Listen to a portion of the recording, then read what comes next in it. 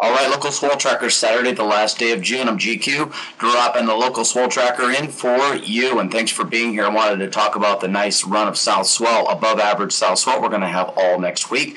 Starting mostly, Tuesday with a little bit of a Tasman sea swell. You see this guy right here that's on the east side of it, started out way down here below the Tas, creeped up into it, across New Zealand, and then up the east coast hugging it. So that was the only limiting factor. I'll get to that in a second. But we still should be well above seasonal averages next week, especially by Wednesday afternoon, second half of the day. Clicking in the animation, you can see that particular storm fading off here by Monday with minor little fetches straight south of us that may not make it up our way, and then some serious sized storms, but all tracking west to east. Slight signs or hints of out 7 days, a little something creeping up the east coast. Again, we like these things to have meridional or equatorial bound flows, which the jet stream did about a week ago. But I wanted to take you here and look at the storm hindcast. This is going back quite a ways here, last Sunday. You can see the fetch in the Tasman Sea. Now that particular fetch right there brought up Fiji last Friday to 8 to 12 feet. It was just beautiful. And then you can see how it's hugging the east coast here on Thursday, this last Thursday. And a nice big spinner. But again, we'd like him to get out a little bit further and get a fatter fetch. The narrower the fetch, the more the swell dissipates as it travels up our way about 35 to 4,500 miles. Again, you can see the fetch does do that. It does start moving out and continue its journey to the east and fattening up that fetch. So we're going to have a long run of swell. It's going to be at least 2 to 4 overall for Wednesday, Thursday, Friday, and even into Saturday morning before this guy dissipates. So again, this is where that first model that I was showing you started off here, Saturday the 30th. That was a little hind casting. Okay, here we go. The animations from surfnewsnetwork.com. We have the wave watch 3s on here. You can see the initial fingers creeping up through the Tasman Sea. That first portion of the swell reaches on Tuesday, and then getting out to the other side of New Zealand, and that's going to be the most significant size. And again, all of this will start off with very, very long lulls, very inconsistent.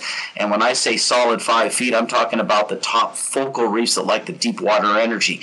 Both this Tasman sea swell, you can see it getting cheese grated by the South Pac Islands, and then this one out here are going to have 18 to 20 second floor runners. It was a real special storm with 45 plus knot winds and 30, 35 foot seas. And after that, it's going to get a lot smaller the following week. Taking a quick look here at the North Pac, you can see a lot of blues. High pressures dominating through the period. Trade winds are even going to be freshening up next Wednesday, Thursday, and Friday.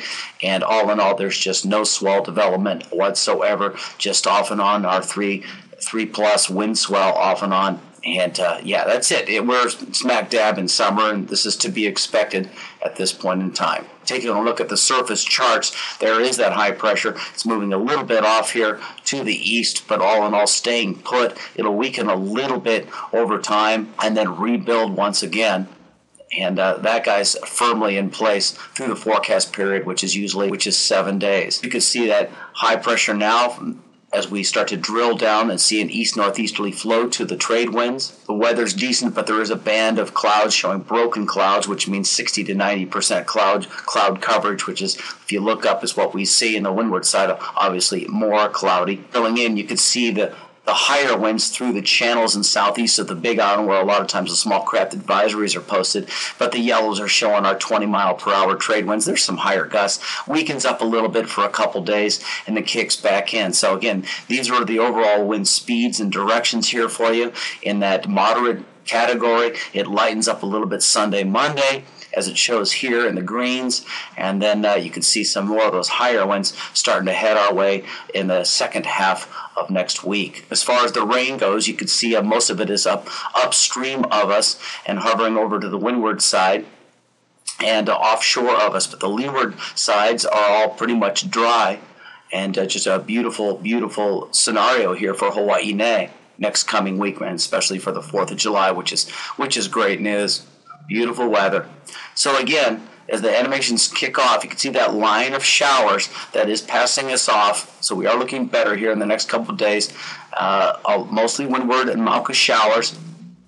and then we clear up. And down a little bit further, I'll just tell you that the highs will be about 85 to 87, lows about 74 to 76. We've got a ton of south swell on the way with moderate trade wind swell, and it's looking good. Stay waxed, stay ready, and stay right here at surfnewsnetwork.com.